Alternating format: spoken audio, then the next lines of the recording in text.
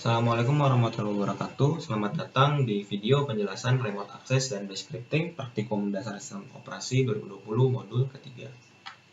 Pertama-tama perkenalkan, nama saya Kusuma Anggraito, bisa dipanggil IDU untuk kode asistennya.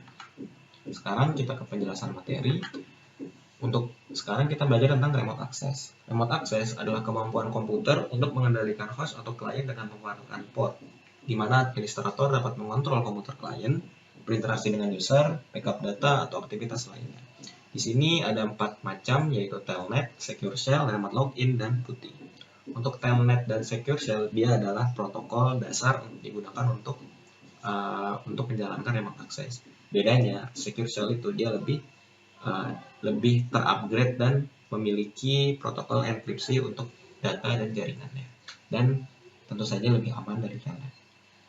Untuk remote login sendiri, dia adalah protokol Telnet yang lebih tepatnya menggunakan jaringan internet untuk melaksanakan aktivitasnya, yang bisa kita sebut juga seperti aplikasi TeamViewer.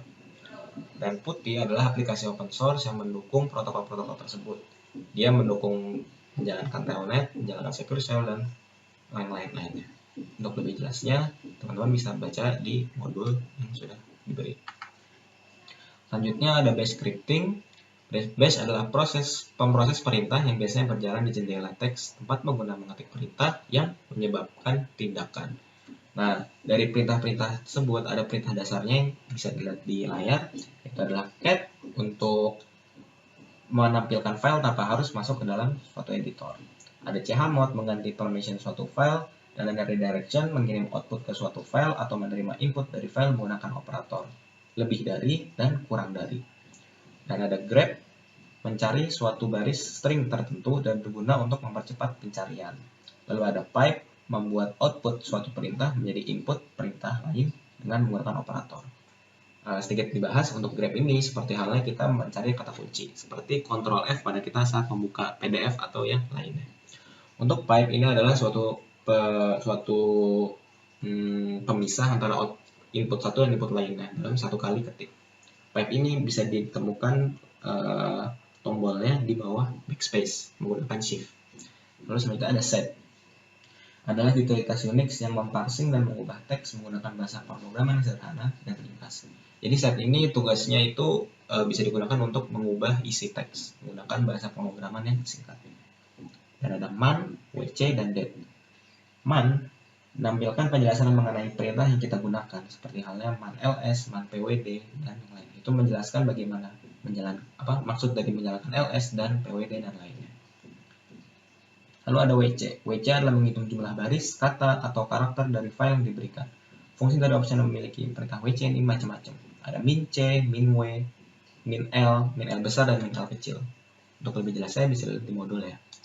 Lalu det, yaitu adalah menampilkan tanggal dan jam saat ini. Mungkin teman-teman sudah tahu perintah ini, yaitu adalah menjalankan tanggal dan jam yang sedang berjalan di komputer teman-teman.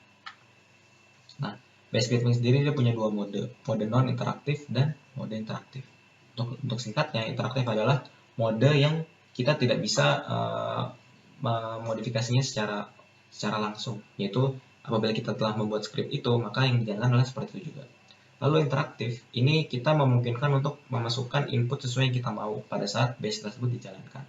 Menggunakan command read, yaitu saat kita masukkan read, maka kita bisa memasukkan apa saja yang mau kita masukkan, lalu bash tersebut akan menampilkannya kembali. Tergantung dari teman-teman script yang dijalankan mau seperti apa. Seperti itu. Lalu ada penggunaan variabel, ada environment variable, positional parameter, dan user defined variable. Nah, untuk lebih singkatnya, environment variable itu adalah variabel yang mengacu kepada environment atau OS teman-teman, seperti user, home, hostname. Jikalau user, maka yang akan dikeluarkan adalah user dari teman-teman yang sedang digunakan, dan lain-lainnya. Untuk positional parameter, ini lebih singkatnya adalah parameter perbandingan. Seperti yang ada di modul, ada equal, ada not equal, less than, dan lainnya. Untuk operatornya bisa dilihat di tabel yang ada di modul. Ini digunakan untuk menjadi perbandingan antara satu data dan data lainnya. Dan yang terakhir ada user defined variable. Yang ini adalah variabel di luar dari dua yang sebelumnya. Teman-teman bisa membuat variabel tersebut secara bebas, namun ada peraturan-peraturan yang harus dijalankan. Seperti tidak boleh memakai karakter-karakter spesial yang teman-teman bisa lihat di dalam modul. Seperti dolar, pagar, dan bintang, dan lain-lainnya. Ada 4 poin terakhir yang kita ingin bahas, yaitu adalah penggunaan parameter. Parameter ini bisa teman-teman gunakan dengan menggunakan logo dolar, yaitu sebelum teman-teman memasukkan parameter yang teman-teman inginkan, jangan lupa di sebelumnya dikasih logo dolar. Lalu ada simple input dan output. Ini jika input secara simpelnya itu adalah teman-teman menggunakan command read yang seperti saya jelaskan, yaitu teman-teman bisa menginput apapun yang teman-teman inginkan.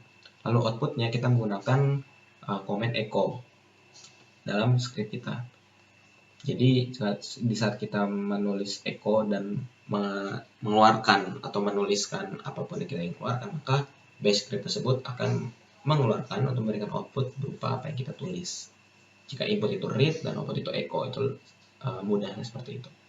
Lalu dua terakhir ini mungkin teman-teman sudah pelajari di praktikum-praktikum sebelumnya, yaitu adalah looping dan array. Looping itu konstruksi yang berfungsi untuk memungkinkan mengulangi prosedur atau melakukan prosedur yang sama, itu secara perulangan. Ada for, ada while, dan lainnya. Dan array sendiri sebuah variabel yang bisa menyimpan banyak data dalam suatu variabel. Array dapat menggunakan index untuk memudahkan akses terhadap data yang disimpannya. Mungkin teman-teman looping array ini sudah pada tahu di praktikum-praktikum yang lain. Oke, untuk tes akhir nanti teman-teman diharapkan bisa mempelajari tentang penggunaan parameter, perbandingan value atau yang bisa kita sebut positional parameter, grouping dan percabangan, basic OS command yang teman-teman sudah pelajari di modul 1 dan 2, lalu basic bash command, yaitu komen-komen bash yang dasar, dan penggunaan tanggal dan hari pada bash scripting. Oke, mungkin segitu saja yang bisa saya jelaskan. Terima kasih telah menonton dan mengikuti sampai akhir. Semangat untuk jurnal dan tes akhirnya, semoga lancar dan mendapatkan nilai yang memuaskan. Terima kasih, saya pamit undur diri. Assalamualaikum warahmatullahi wabarakatuh.